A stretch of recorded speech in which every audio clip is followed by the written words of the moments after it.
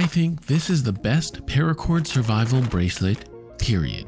I'm going to show you how to do it and why I think this is so. There are so many ways you can make a paracord bracelet. And yes, some of these are meant for survival purposes and not just for the looks. But which one is best? Also, can a length of paracord, this simple but very versatile and useful nylon rope, actually help you survive? So let's talk while we weave. This rope that you see used to only be available to the military. But luckily for us civvies, this amazing tool has made its way to our consumer market and has for some time now. And this one will start off with a double snake knot, and there is a reason for that, which I'll get to later. There are a lot of quote-unquote survival bracelets that you can buy out there online, and some of those have whistles or fire starter attached to them, which is cool, but I do feel like those are a little gimmicky. And just hear me out for a sec. I'm not saying that a survival whistle or fire starter buckle isn't useful or a complete gimmick, but I think those bracelets tend to be king cobra knot bracelets, and in case you weren't familiar with that pattern, the cobra knot doesn't exactly come apart quickly. I think if you were in a survival situation, the last thing you'd want is to be spending 25 minutes meticulously picking apart a paracord bracelet. Now there are definitely scenarios where those all-in-one bracelets are useful and great to have on you, but how likely are you to use them? It's debatable for sure, and when setting up on the jig, do not miss this step. You need the core strands to cross over in the middle, otherwise the bracelet won't be able to quick release. I think in that really bad last stitch situation where you've lost everything but whatever is on your person, then yes, having one of those all-in-ones might be really useful. However, the bracelet we're currently making isn't at all like that. This pattern, known as the blaze bar, is designed to come apart very quickly, as you'll soon see. It can unravel in a matter of seconds due to the way it's tied and woven.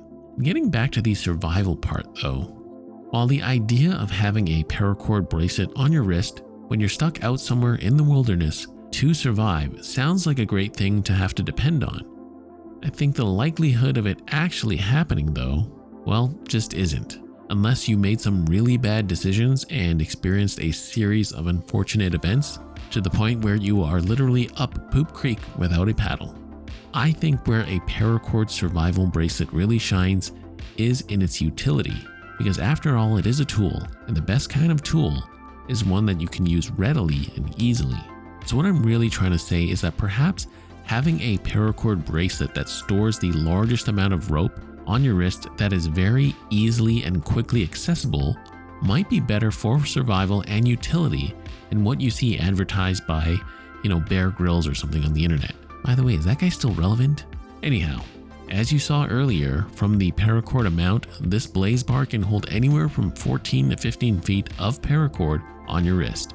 And this is significantly more than a regular cobra knot bracelet, which is in my mind a very significant amount of cord for whatever tying chore or task you need to accomplish. Now, what is it that you can or could be doing with said paracord? Well, anything and everything you can think of. And ultimately, this rope is kind of useless unless you know how to use it. And as for this pattern, the last two passes are what you'll be repeating to form the blaze bar after the initial setup that was done at the very beginning. But anyhow, getting back to paracord being a useful tool though. So here are a few knots that I think are very useful that could very well be used in practical scenarios. So this is the bowline. I know it's spelled like bowline, but apparently that is the correct pronunciation, and it is a fixed loop at the end of a line.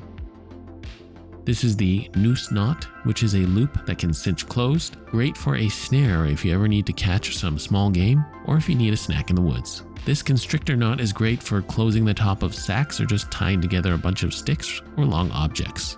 And the taut line hitch, great for securing the end of a rope to something while still being able to adjust the tension.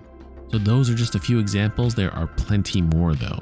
I'll have links for all these tutorials in the description too, of course. Now as for the blaze bar, I think this is the best survival paracord bracelet, and with the way I've shown you how to tie it, you don't need any hardware. Because we used a double snake knot for the clasp, even that can be undone easily.